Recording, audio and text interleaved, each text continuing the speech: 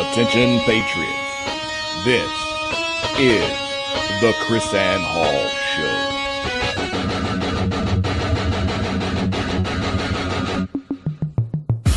Who's going to stand up? Where are the lovers of liberty? I think that's absurd. It's ridiculous. It's unconstitutional. It's out of control. You think this is over? This isn't over. There's a liberty wave coming. I pledge allegiance to the flag of the United States of America, to the republic for which it stands, one nation, under God, indivisible, with liberty and justice for all. Rise and shine, liberty-loving patriots. Welcome to the KrisAnne Hall Daily Journal. KrisAnne Hall here, KrisAnnehall.com. Liberty over security, principle over party, and truth over your favorite personality. I am here with my husband and co-host, J.C. Hall, and this is a beautiful Tuesday. Is it not Tuesday? This is the second day of this week's KrisAnne Hall Daily Journal, and we are having a great time in the great state of Texas. We just finished... The Lone Star Republic. The Lone Star Republic. Just finished teaching at a great Rotary Club where we taught on the history of the Constitution. Great conversation with a Texan who was a school teacher, a history teacher, not in Texas, by the way, in another state.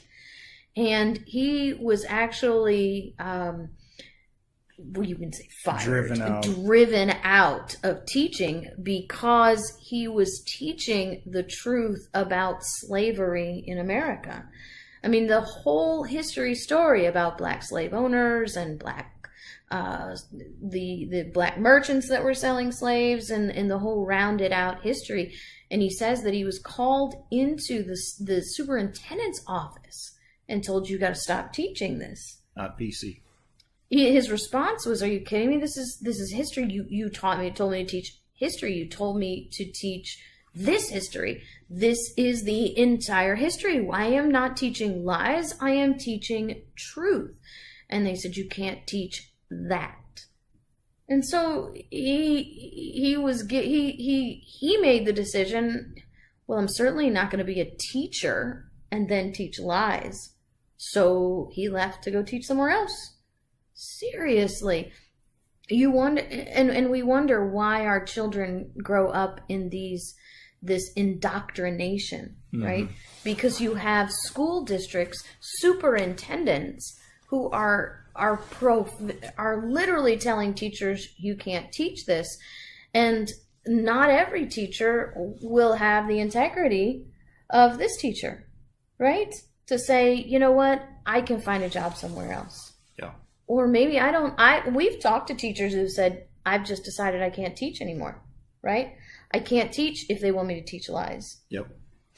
So that's what we endeavor to do here. We endeavor to bring you the whole truth so that you can bring and supplement and correct what the young people in your lives are being taught. And I taught the history of the Constitution, the 5 Liberty Charters that made the Constitution to a room full of people. Fast. Well, it was a luncheon meeting at the Rotary Club. I did it in 32 minutes. People are like, shh, KrisAnne, don't tell them that. I'll be made. It's like a 70-minute class. It is. It is a 70-minute class. 30 minutes. So it was really not even just the class. It was just an introduction, summary version. And Janet, my assistant, was there with us, and she said, it was a really good introduction to what we don't know. And that's, I think that's what's important. First, we have to realize there are some things we don't know. And those things that we don't know are very important. It's important to know where our Constitution comes from so we can rescue generations of young people who think that the Constitution is irrelevant. I mean, the whole point of the history of the Constitution class that I teach is to show us that the Constitution is just as relevant today as it was when it was written. And everybody comes away from that. Even in the in the Turbo Constitution class, people walked away thinking, wow, that's pretty amazing. You know, a lot of times I get, we're scouring the news and it becomes tedious because it's the same stories over and over and over again. And so I get a lot of suggestions from people on Facebook, and a lot of my suggestions come from social media questions. And I'm getting the social media question a lot about Nancy Pelosi's trip and Donald Trump pulling Air Force One away from her, and that's classic. I know that was really classic, and the purpose of Nancy Pelosi going on foreign relations trips. And the question is that constitutional? And the answer is no, absolutely not. That's the whole reason we have the office of the president. Yeah. The whole purpose for the office of the president is so that the president then engages in negotiations on behalf of the states to create treaties. Yeah, these guys, Nancy Pelosi and others like her, they have no business overseas. No, on behalf of the United States. No, they have no business spending taxpayer dollars to go overseas. Right. For negotiation. That's not your job, Nancy Pelosi. It is not your job. And here's the thing. Nancy, not just not your job. You're not authorized. You're not authorized. Which means you're prohibited. Right. So the House of Representatives is not involved in a treaty process. Right. Right? Because the treaty process... Yeah, zero at all. From zero. Start to finish. Zero. From start to finish. The House has no responsibility in a treaty whatsoever. You could maybe say Feinstein would have an excuse to go overseas. And that would be a stretch. But that's simply by token of she's in the Senate, and she's in the Senate votes to confirm these treaties. Right. So the Senate votes to confirm these treaties. But Nancy Pelosi, you can't even stretch it to come up with an excuse of why she should be overseas engaging with foreign governments. There is absolutely no justification for any member of the House of Representatives to engage in foreign affairs. What about this notion of how does Puerto Rico and someplace like that, how would that fit in as territories or whatever they call them? Well, Puerto Rico is a territory, but still, I would say that might be a little bit different. Puerto Rico, because she's the Speaker of the House, and Puerto Rico would technically be subject to legislative law, subject to federal laws. See, here's the thing. The House can create laws for territories that they cannot create for the states. Mm-hmm. So the territories are very literally in the same boat as Washington, D.C. Right. So a territory doesn't have sovereignty. The territory does not have autonomy. Mm-hmm. Territory is, and that's why territories are very wrong. And I don't want to steer off into a bigger discussion, but right. Being a perpetual territory, that strikes me as somehow unconstitutional. Yeah, it is. That is something that was never anticipated. As a matter of fact, it was anticipated that the acquiring of territories would only be a temporary function until those territories could, as soon as possible, be admitted into the Union. And if they were not to be admitted into the Union, then they were to be released to be a separate country. We weren't supposed to be indefinitely holding on to and maintaining territories.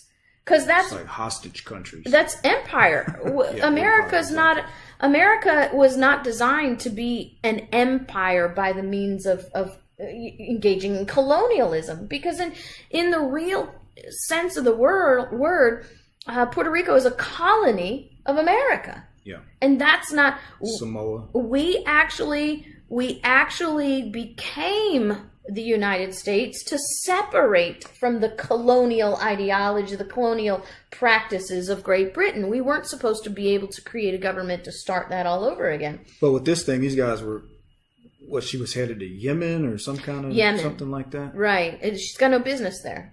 None. Now, and the treaties are created by the president, according to Article 2 of the Constitution, and ratified by the Senate. Weren't these guys, I think, were senators back in Obama? Weren't they kind of out of bounds when they went to Cuba? Remember those guys went to Cuba? Yes. And they were essentially engaging in diplomacy with the Castro regime. Right. Wasn't it? I mean, wouldn't that be yes. out of bounds? Yes, the Logan Act is what they call that. Right. No, it is out of bounds. Because it's the job of the president to do negotiating, and it is then the job of the Senate to confirm or deny those negotiations. And usually the office of the president, the executive, works through the State Department, which is an executive agency.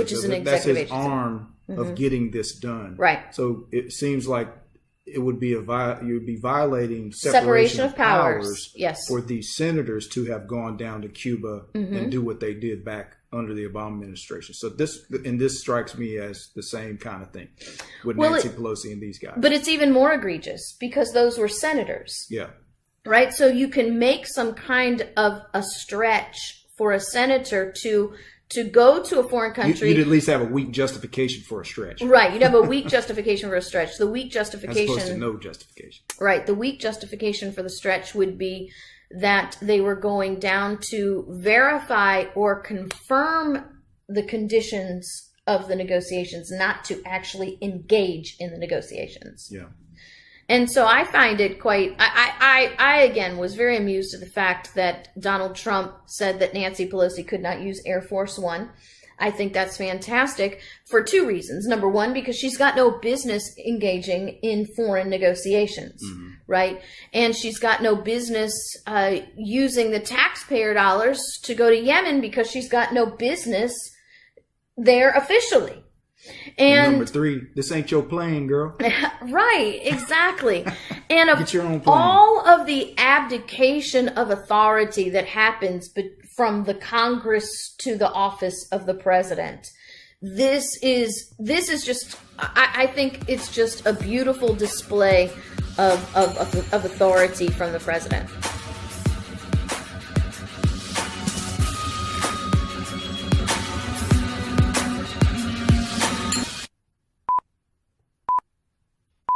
Liberty's lobbyist KrisAnne Hall has now taken control.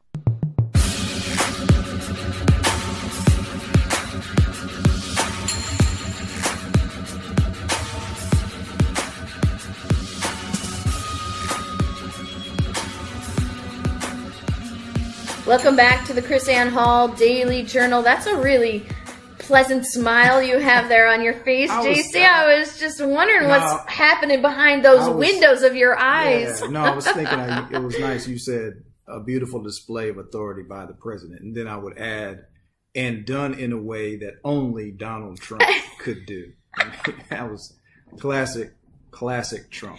As you know, you can watch. Love him or hate him. We've never had a president like him. No. Well, Jefferson was quite bold like that, and I think Andrew Jackson was on the in as well. But Trump there's just something he has that takes it to a next level. He has that. It's funny his narcissism, right? Either it sets people into a rage, like you hate him because of his narcissism, or you love that aspect of him that he says what he means and he's confident, that he's always a success and he's always on target. And so I think that puts him on a footing personally that he's going to do stuff like you've never seen a president do. So I thought that was great. Well, when we were at break, how he body slammed, Nancy Pelosi. Yeah, right. So when we were at break, we had up the Liberty First Gear ad. And as you know, you can watch us on YouTube. You watch the KrisAnne Hall show on YouTube and get to see all the background stuff that's going on and sort of like membership thing. And if you're not watching on YouTube, you didn't get to see JC do his little dance. And I just wanted to mention we had the Liberty First gear display up there during the break. In Texas, our fake news t-shirt / sweatshirt has been very popular. Yeah. I mean, we're going to meetings and people are wearing the Thomas Jefferson fake news t-shirt, sweatshirt. You know, I think I find that very encouraging to see people using the wisdom of our founders as a t-shirt display. That's great. Yeah, and the organizer of the Casa Linda, is that what's called? Casa Linda Tea Party. Mm-hmm. And when she read the quote and she said, the more things change, the more they stay the same. I thought that was right on target when you see what Jefferson is saying back in the 1800s. 1817. Same thing. Yeah. You know, so, and which is the point of it. Yeah. So go to KrisAnneHall.com, click on the shop, and then you can see you can click on the Liberty First gear. You can find that we have lots of great t-shirts and mugs. Yeah, the mugs are cool. My phone covers. And so when we get back home base, we're going to be putting up a few more t-shirts. I got a message from our Liberty Addict designer. He's going to send you that so we can have the Liberty Addict t-shirts. A lot of people ask for that. Yeah, that's going to be great to get that out there. That is really true. That's my favorite. So let us remember that Article 2 of the Constitution is where the President of the United States gets his authority. Not anywhere else, but just Article 2. And Article 2 is where we understand what power is the president's and what power is not Nancy Pelosi. So when we finish up this section on Nancy Pelosi, we read Article 2, Section 2, Clause 2, and it says, yes. Can I just tweak what you said? Sure, go ahead. Okay. Tweak what I said. So Article 2 is where his authority is defined. He gets his authority from the states. From the people through their states. From the people through their states. Very good, JC. Thank you very much for that. So the president's power is limited and defined through Article 2, but originates with the people through their states. Exactly. Very good. Take back the narrative. So he shall have power by and with the advice and consent of the Senate to make treaties, provided 2/3 of the senators present concur. Mm-hmm. Notice there's nothing in there about the House of Representatives. Right. Nothing in there about the House of Representatives. So remember, just as a little study lesson, if this question comes out of your mouth, is it constitutional? Really, honestly, you shouldn't come to me first. Don't go to Mark Levin first. Don't go to Judge Napolitano first. Go to the Constitution first. That is your source. That's why JC and I are here. We want you to be able to independently do this. We're teaching you so one day you can fly away and be constitutionalists all by yourself. You won't need us anymore. One day, my vision is America will be so constitutional they won't need the KrisAnne Hall podcast. Will go out of business. Out of business. And of course, it won't go out of business because there will always be people who hate liberty and love servitude.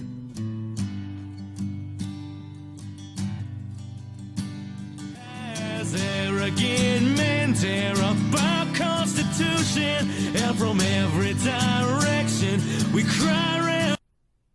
You can't learn the easy way, you'll learn the hard way. KrisAnne Hall, she's Liberty's lobbyist.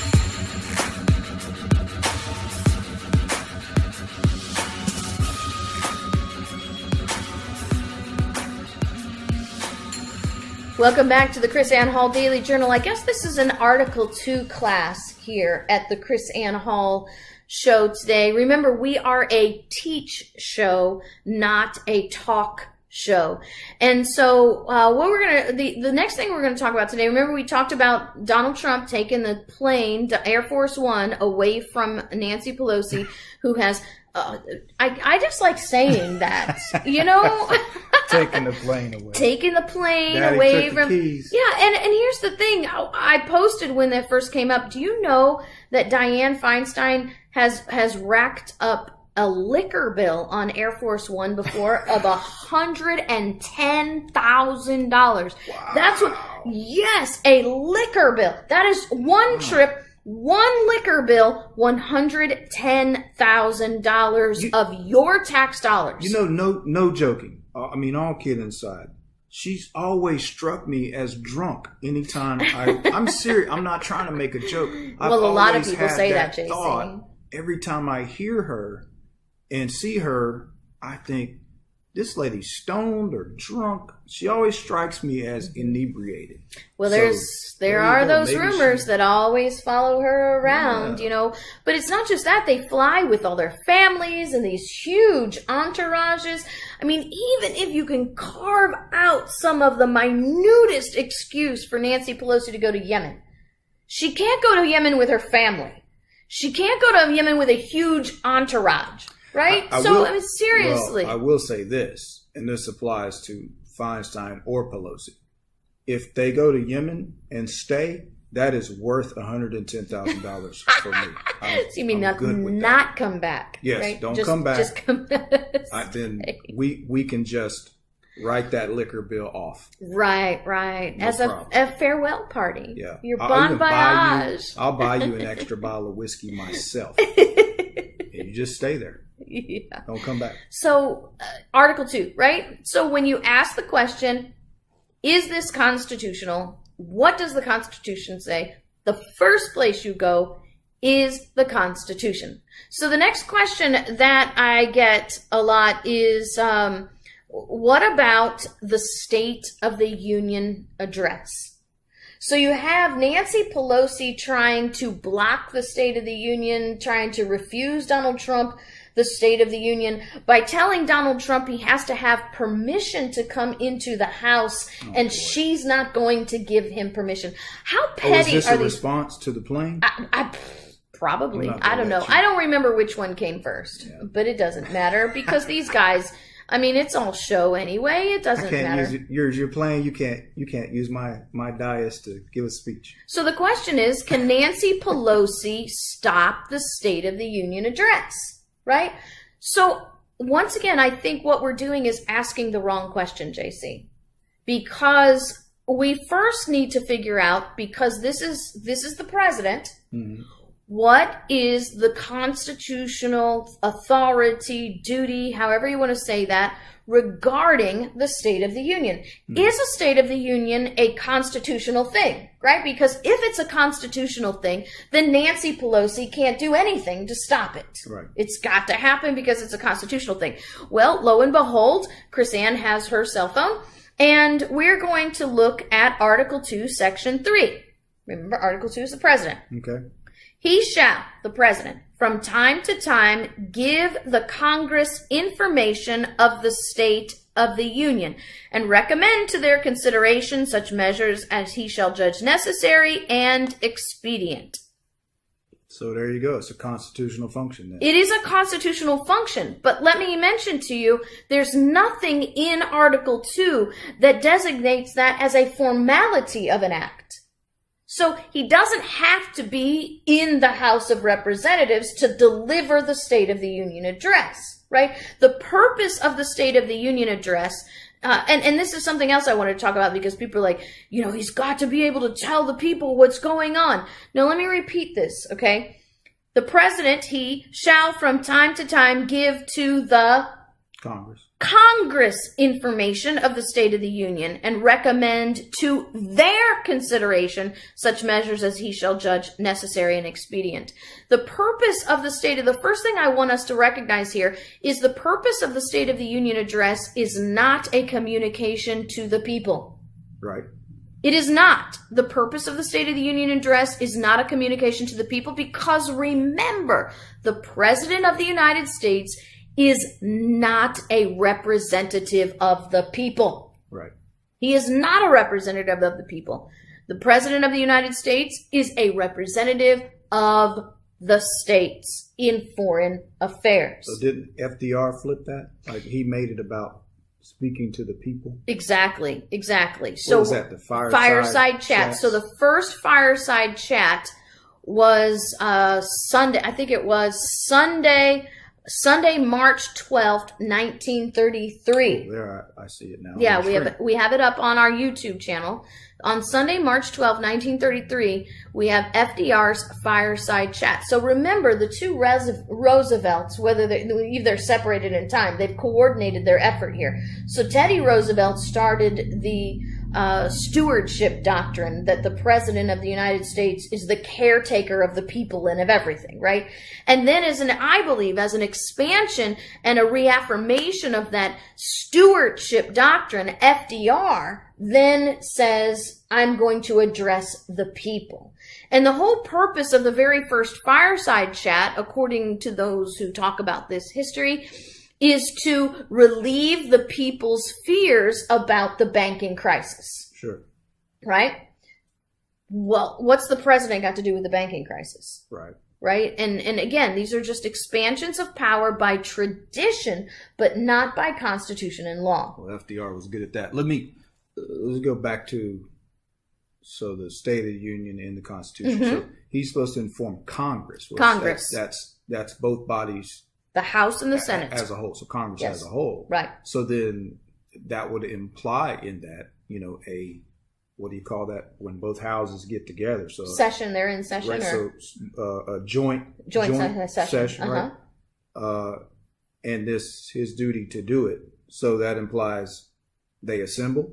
He speaks to them. So by well, actually, implication, JC, there's no stated authority that then the Speaker of the House has control over this. Because process. It doesn't imply a joint assembly. Okay, right, so because Jefferson refused to do the joint assembly. He gave he could do it, but he could do it separately. No. Well, he could do it separately. He could do the State of the Union to the Senate. But my point is, Jefferson didn't even stand up. He issued it in writing because he felt like standing before the Congress. He called it monarchical. So he wasn't going to be the king over the House and the Senate. So he didn't even do it that way. So there's no, like I said, there is no implication in the Constitution that this is a formal affair of any way, shape, or form. So an address can be something that is written in writing. It doesn't have to be a physical presence of the president before this body. But it just shows her petty. Oh, well, of course it shows her a petty action. And here's my suggestion to Donald Trump. If he wants to actually do a physical present address, if the House won't let him, then he goes stands before the Senate and gives it. There's no way the media is not going to be there and publicize that. Mm-hmm. Right? And I think that would just simply highlight the pettiness of Nancy Pelosi if he's like, look, Article 2, Section 3 says that from time to time I'm to give an address to Congress to give the State of the Union and to offer my suggestions to the House and the Senate from the things that I see from the executive branch, right? We need this kind of funding for the executive branch. We need these kind of programs for the executive branch. We need this kind of cooperation from the House and the Senate. These are the kind of treaties we need. Here's the foreign policies that I see coming in the future. Here's Kim in North Korea. Here's Putin in Russia, I think President Trump could do it in such a way that embarrasses her and makes her look like a fool. Well, but I think the fact just standing before the Senate without the House would be embarrassment. I mean, on top of that. Right. I know he's the kind of guy, he could do it in such a way as to make her look like an idiot. So I don't know if Trump's advisors or anybody actually listens to us. But here is my advice, okay? My advice to you is this. If Nancy Pelosi will not permit Donald Trump to address the House in the State of the Union address, then Donald Trump should stand before the Senate, deliver his State of the Union address, and start off by reading the first part of Article 2, Section 3 of the Constitution. That's a good suggestion. So I would say, to Donald Trump... I would add this, Trump, go ahead and be Trump and make her look like the petty... Yeah, well, he should do it artfully. He's an artful negotiator. He can do that. So Donald Trump, should stand up and say, as President of the United States, and he should say this very literally, as President of the United States, Article 2, Section 3 requires the following. Requires that I give my advice and the State of the Union from time to time. This is the time in which I have chosen to do this, and I'm going to read to you this portion of Article 2, Section 3, so you understand my authority.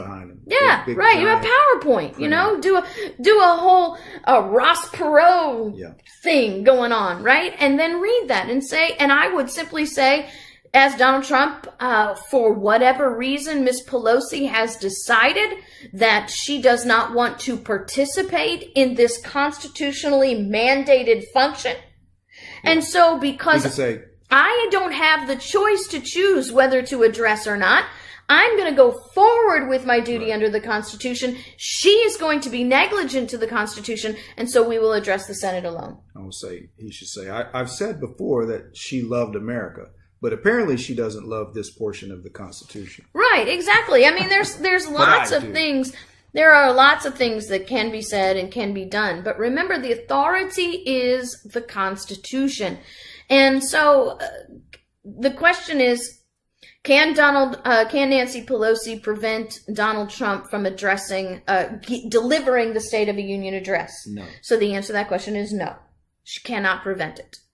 Number 2, I mean, even in this day and age, Donald Trump wouldn't even have to even stand before the bodies. He could call a press conference from the Oval Office. Look, Roosevelt, FDR, did it from a fireside chat. I mean, why do you have to do this in the House of Representatives? Well, the answer is you don't have to. So the answer to our first question is no, Nancy Pelosi cannot stop the president from giving the State of the Union address. I'm a long, long way from my home, and I'm going to change all the things I find. The KrisAnne Hall Show.